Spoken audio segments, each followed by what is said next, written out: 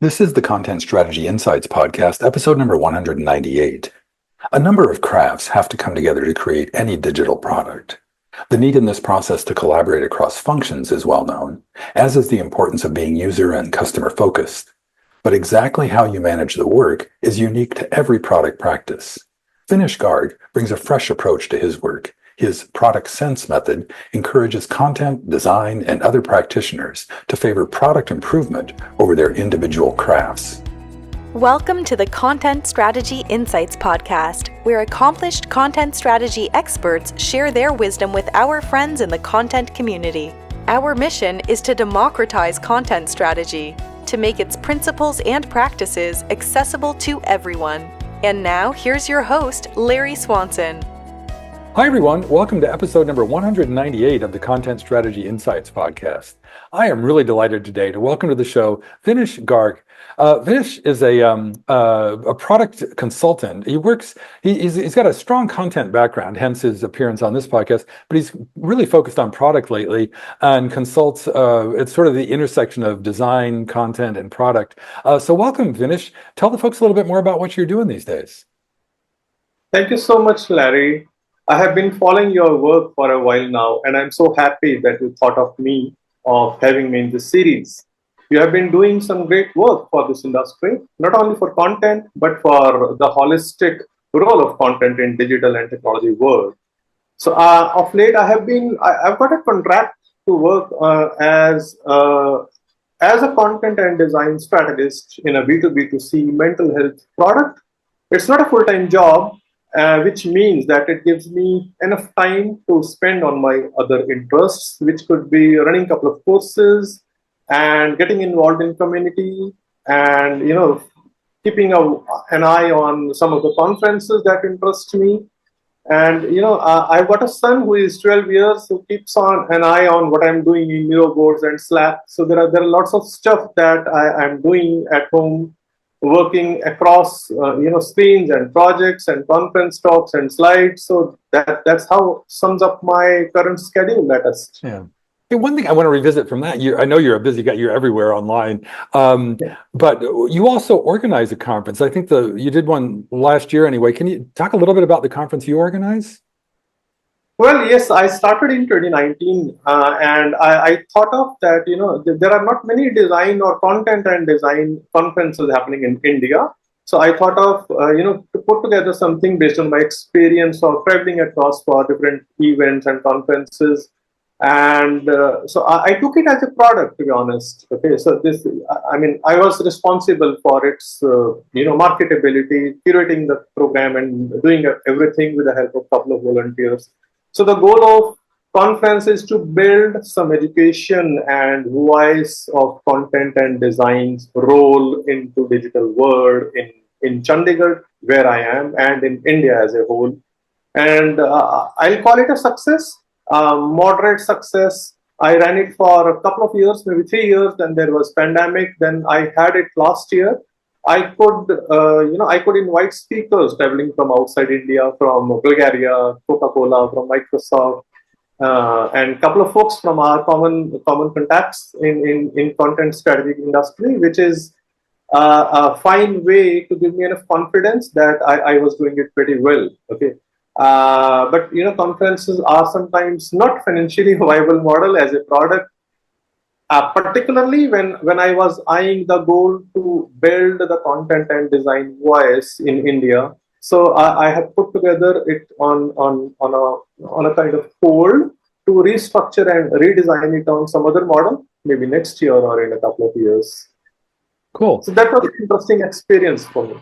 Yeah, and that's kind of a classic product experience because you said you approached it as a product, and then you validated the idea, you did it, you got some feedback, and are currently reevaluating it sounds like. But that's the reason I wanted to talk today is about, you have this pretty well developed notion of product thinking. Like, you do a lot of product work yourself, and you're thoughtful about it and generous about, like, how do product people work? And content people we're adjacent, to the design and research and product folks and engineering folks a lot. Tell me a little bit about, I guess, what's your top level view of, like, how do product people think about things differently from content people? Well, I think we are new to this technology, probably product sense or product thinking. But in any case, when we were working as content strategists or maybe tech writers 15 years ago, we were in all cases, talking about our user manuals and content, help centers as a product, as an independent product, right? So when we are doing technical content, it was not at all about only content. We were trying to build some usability guidelines, some findability, search experience, and so many things. So, I mean, there was always some element of product sense or product thinking into our technical content or content strategy work, right? But that doesn't mean that content strategy and product thinking are same. There are lots of other notions and sub practices within product thinking that might be new to content strategists in different ways. For example, product viability, product marketability, product metrics. So there are, but we all learn it at work by practice. For me, the job of content strategist is to, or a design engineer or a designer is to make or enable the product for whatever their goals are. So we are essentially a support function. In fact, I do not see content as a function itself or a design as a function. We are all, working together as support functions for each other, just to enable the ultimate bottom line that an organization has, whether it's a for-profit or a non-profit, right? So, I'll give you an example. Many years ago, it often happened that a client would reach out to me to do a white paper or to do a series of blog posts or whatever content ideas they have in their mind for the organization, right? And so in our early discussion, we could quickly figure out that it's not only the content that makes my job deliverable to them. I need to have some idea and some control and some discussion with the team to have that structure in place, how the content is planned for the right hierarchy of information, for the layout, for the experience on the screen, which gives me a kind of foot inside their design teams and product teams, which was not always welcome, to be honest, because they saw me as a content strategist whose job was to plan and write content, right? So that's how I figured it out, and I thought of getting into my job on the intersection of content and design, because you enable content to make sense for the organization for whatever their goals are only if you work closely with the designers, which also meant that you work closely with and find ways to work closely with the product teams or the engineer roles, right? So that's how I saw my role evolving from, even if they call me content strategist, I rarely cared for that title. Okay, so I mean, a lot of education and advocacy was involved in the whole cycle. That look, my work may not make the best sense for your goals, for whatever goals you are hiring me, unless we work collaboratively, we work closely with each other, and see ourselves supporting each other, rather than seeing each other as an independent unit or function in whatever model we are working on, whether it's a contract, whether whatever it is. So, I mean, product thinking is, you need to think about what makes a product work, regardless of your role. So I don't care if I'm reporting to a product marketer or a product manager. That is secondary to me. My job is to make everybody in the team or across the team understand that how we can collectively work together for our own skills, whatever our unified and individual and independent goals are. And so, I mean, the challenge has been the incentives, how the team's incentives are designed. So that was, that gave me, that helped me take a foot, back and think about it, that why is it that the design teams or the product teams are, kind of not always welcoming content people getting really involved at the structure or architecture level. Yeah, so that's really interesting. Yeah, I gotta say that's super interesting, because everything you're just saying, there's like just ideas popping up like popcorn in my head as you were talking. But that notion that content or design or product, or none of those are really that in your in your product thinking. You don't, and you mentioned the word sense in there. We'll talk a minute about your product sense post on LinkedIn. But that notion of like that it's not so much about the function as about supporting the product. But I'm curious how in your, like, to the extent that as you're collaborating on these kinds of projects, there's people are really devoted to their crafts, like research and design and content and product management and engineering. How do you reconcile those? Like, how do you help people, like, because it makes perfect sense what you just said, but there must be some details in how you actually get people to adopt that kind of thinking and work more collaboratively. Well, I generally take the reverse engineering approach. Okay, so if our goal is to convert customers, for example, from a SaaS pricing page, then how do you do that? How do you design a SaaS pricing page, right? If the marketers are designing it, do they have the design sense? And if the designers are designing it, do they have the content sense? And if they do not, it will hurt the conversions goals, or it may hurt the onboarding or maybe the account activation time, right? It may hurt so many parameters and metrics that the content and the product team, maybe design teams and marketers have defined as independent functions. So my job is to bring all of them together and to make them understand that every customer's onboarding and every conversion is an opportunity for us collectively. And if a customer struggles to fill a form on the sign up page on a SaaS pricing page, then it's a missed opportunity not only for the marketers or designers, it's our collective failure, right?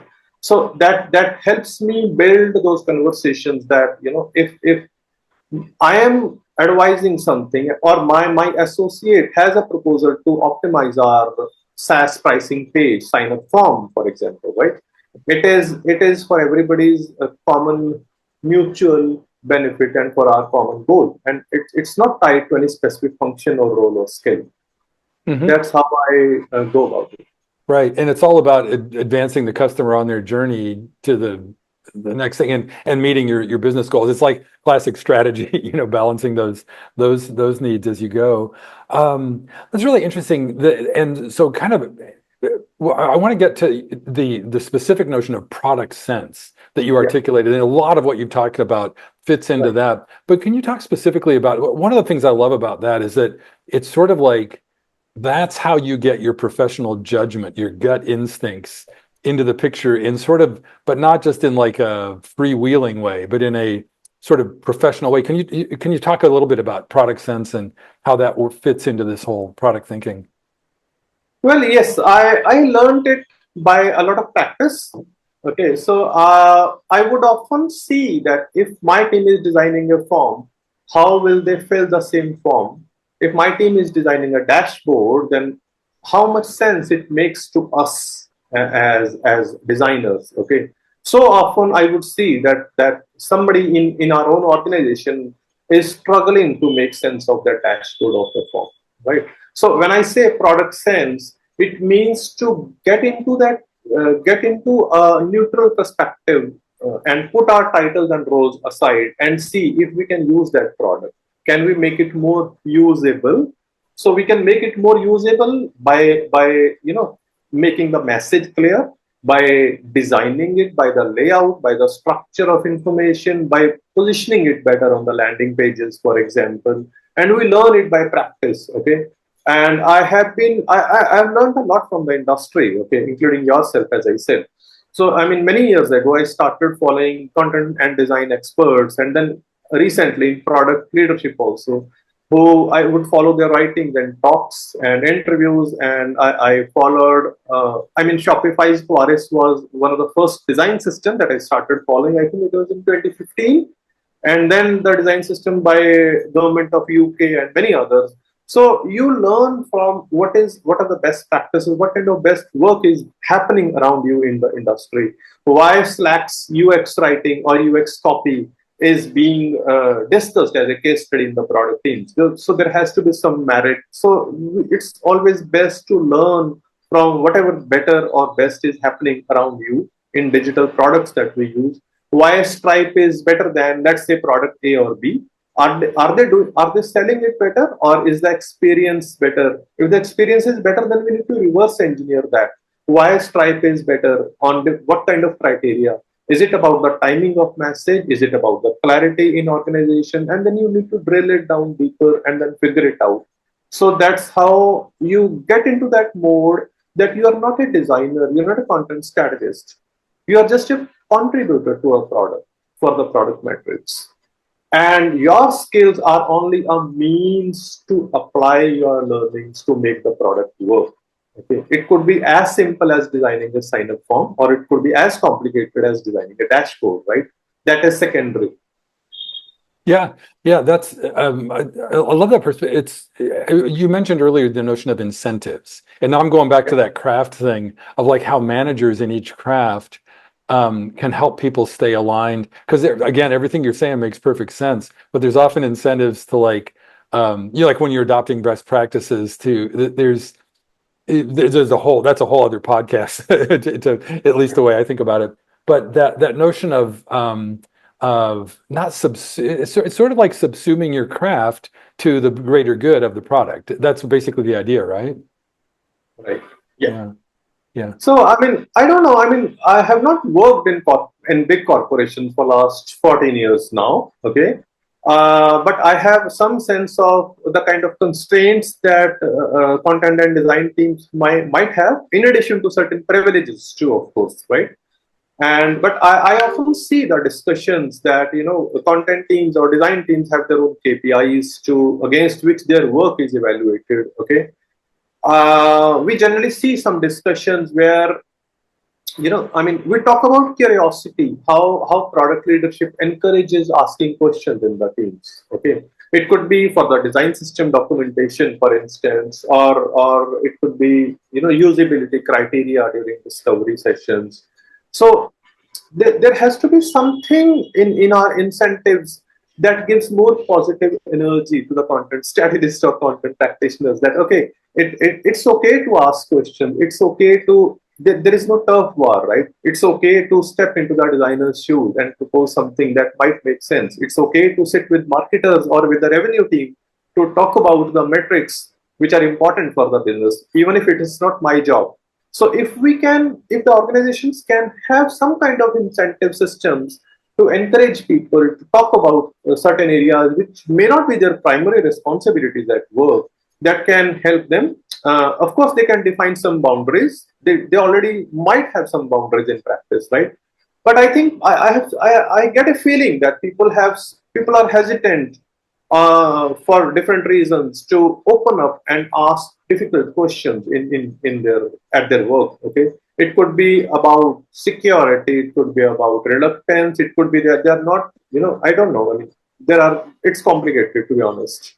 Yeah, but yes, I think leadership can at least make some steps. I mean, they can make some arrangements and make people more open to fresh ideas and speak to each other by shedding off their titles and roles, whatever they are. Mm-hmm. No, that's the perfect answer to the question. Just that notion of like how can leadership create incentives that make that and all the things you just rattled off. Like, well, you have permission to ask questions and explore beyond your boundaries, and just that sort of level of permission and curiosity, as you mentioned. I'll give you an example. Okay, quick one. So I was having a discussion with a design systems contributor around 3 months ago. Okay, so their criteria of design system success was adoption and shipping, faster shipping and delivery, which we all know who work in design and content systems. Okay, so I had this I was thinking of doing a presentation on design system metrics, content system metrics, in a conference. It was Front Conference Zurich 2024, which is cancelled, unfortunately, a couple of weeks back. Okay, so while preparing for that session, I learned, in fact, I have spoken about it in the past also in local events, that the way we look at design system metrics has been pretty defensive for a while. Okay, so when you say that adoption or faster shipping or maybe n number of men are saved, or women are, or human are saved, by the success of design system, that doesn't really guarantee product success, right? We are just trying to bring efficiency into their operations for your shipping, which is half the purpose served. If you can find ways to set up some design system success criteria which directly map with the product metrics, that's the bottom line for the organization. It could be a better product. The design system could be a more useful and relevant and more meaningful product for the teams. Okay, but in that conversation, the message came out that it's not simply possible in the organization because that's not encouraged in their culture for whatever reason. So there are lots of examples and lots of, different reasons by which. That's why I say generally, many products in the world die because of lack of conversations. I'm sorry, say that again. Because Many products in the world die because of lack of conversations. I would say that. I'm not the one causing that problem. No, but I hear that like that. And how do you inspire and provoke and inspire conversation? Or do you? When can you tell that more conversation is needed? Well, we reward them for conversations. Okay, so the way I look at the incentives, as we mentioned, we should design our incentive and rewards mechanisms which encourages opening conversations. That depends on the organization size, whatever could be the incentive. It may not be monetarily, of course, right? It could be in whichever way. It could be aligning or maybe guiding them by a career guide or career coach at work. It could be giving them a subscription to whatever they need at work. It could be anything. That is secondary. Whatever the incentives are. The most important point is that we should encourage building those conversations where people are open and free to talk about the foundations and not only the delivery. Yeah. And I love that, the notion of foundations over delivery, because that's a thing you hear among designers and content and other people. Sometimes a criticism levied on product people is they're just shipping features all the time. But it also seems like if you were involved in that, if your craft was informing that, it'd be a lot easier to understand why that feature is shipping. Yeah. So that's why framing. We discussed half-an, right? So they often talk about framing. I think as content strategists, not all of us, many of us are already doing a great job, but I think we can get better in framing, in pitching our bets and proposals and principles in product discussions. Interesting. It may open new doors for more clear and more relevant or more useful conversations in the teams. Yeah, that's again, do you have any good stories there? Because that notion of how you frame things, it seems like a lot of this, like as you go into these new, more the cross-functional and sort of like not even cross-functional, but non-functional product supporting efforts. How do you frame your involvement? I guess that's kind of what you're getting at, right? Yeah. So as I said, I encourage everybody to move out of their functions. Okay, so we are not designer versus marketer versus content strategist. We are all working towards, let's say, reducing churn, for example. So let's say the organization is experiencing 10% churn in last 3 months. Why it is happening? So let's work on that collectively. Okay, when the customers are stopping to use a product or they are downgrading from a higher plan to a free plan, what could be the reasons? Let's reverse engineer that. Is it about our promises that may not be accurate versus the product experience? Is it about the series of webinars where marketers are promising something which may not be the case in the product itself? Is it about the changing behavior or the expectation in the customer's journey, for example? Or it could be anything, right? Let's do some analysis and let's sit collectively and figure it out. So when you are working towards that, in that mindset that our job is to reduce churn or our job is to increase retention, for example, then we are not really thinking as a designer or a content strategist. Exactly. So that's the key to the framing. Is just it's the whole point of this conversation that reframing your work in the context of like, what are we trying to accomplish as a business here? How are we trying to help our users? Yeah, that's perfect. Hey, one thing I wanted to, a lot of what we're talking about, there's two things I'm just kind of fishing here for two things. It seems like systems thinking and organizational dynamics are both, which are to my mind closely related. And you're working mostly in smaller organizations, but you're cognizant of what's going on in bigger enterprises. Do you have a feel for like how, because I've talked to a number of people lately about systems thinking per se. Is that part of the product thinking mindset? Yes, it is. So I watched Peter Senge's talk on system thinking in Alto University. So the recording is available on YouTube. I think Peter spoke in Alto University around 2014 or 15. Okay. Yep. So I read their book, The Fifth Discipline, which is my go-to reference whenever I have some confusion. Okay. And so it's an amazing book for anybody who works in digital or technology teams. And so, I mean, the way I already, described how I think about products and product sense or product thinking, or my role as content and design practitioner, it has a lot about learning and keeping ourselves evolving for whatever the goals are, right? So, I mean, generally, if somebody says in an organization or the leader thinks that we have set a process and this is what we are going to follow because we have certain ways to work, okay? We have certain belief system that this is how we work. So that kind of sends a signal that they may not be open to learn and evolve with the changing times. They may not be flexible enough, right? So my understanding is that you should always be prepared to learn and evolve. And you may not put your learnings into practice. That's understandable. There may be some constraints, some compliances, some processes that are very strongly baked into your technology, for example, right? Or there may be other constraints, which is fine. But getting to know the latest or the new practices for how you can elevate your product thinking, your product metrics, and how you see your product success can actually prepare you for something maybe down the line, maybe 3 months or 6 months down the line. Okay, so system thinking helps you understand, as I said, when I think outside of the function, that is system thinking, how we are interconnected, how different subsystems in an organization are interconnected. The foundation is on the intersection of different functions and not within the functions.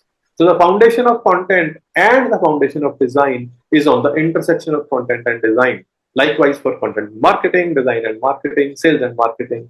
So if we can serve ourselves as a support function for the intersection of content and design, we'll invariably end up doing a better job as a content strategist. And same applies to everybody else. And I think that's the premise of system thinking, where you see different subsystems supporting each other on the intersection. Does it answer you?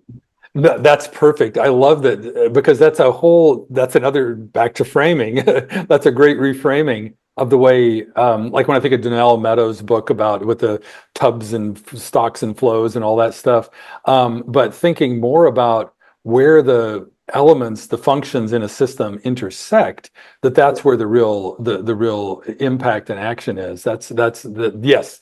Short answer, yes, you totally answered my question. Hey, but I can't believe it. We're coming up close to time finish. But before we wrap, I know it always goes way too fast. I can't control time. I'm sorry. But hey, before we wrap up, is there anything you would like to revisit from the conversation or just want to share before we wrap up? Well, I think the way content and design practitioners see their work and put it into practice, there are two high-level, approaches to that work, if I can say. One is about the foundation, which may not be shown in the immediate metrics against which you measure success, right? And the second part is the job for which you get paid for. Okay, so there is a trade-off, and the job is to learn how to balance these two. The trick is to learn how to balance your keen eye on the foundations, which is to an extent is served by information architecture. That is the foundation of content design and the digital experiences. That's how I see the role of IA, to be honest. Okay, and IA is very strongly, serves as the foundation of system thinking also, because when you design a system, IA serves as the foundation for the to architect that system. Okay, for the intersections, for whatever our functions are. So it's important to keep an eye on the foundation and to keep an eye on the goals. But it's also important to challenge the boundaries against which you work, if that helps you deliver better work. You know? And then find out your own incentives and your own drive to work and challenge those boundaries, which is very important, because our ultimate job is not measured by the success of content or success of design, but the success of product. That makes perfect sense. Thanks so much. Oh, and one very last thing. What's the best way for folks to connect if they want to follow you or connect online? Well, I'm quite active on LinkedIn and Twitter. I am on Mastodon also sometimes, and I'll be happy to. I mean, if you have my email address, they can always write me an email. I'm not sure if you can figure it out, my email address from this podcast. And yeah, I'm pretty responsive on LinkedIn. I'm happy to reply to any contact outreach via LinkedIn or Twitter or maybe Mastodon also. Excellent. I'll put that in the show notes as well. Well, thank you so much, Vinish. Thanks, Larry. As I said, you are doing amazing work for our industry holistically, not only for content. And I absolutely love your work, your thoughts. And we are a small community who are very friendly and approachable for each other. And I hope you'll carry on this work. Thanks so much. Thank you. Thanks, Larry. Bye-bye. Thank you for listening. If you can think of a friend who might enjoy this episode, please share it with them. And please join us again for our next content strategy interview.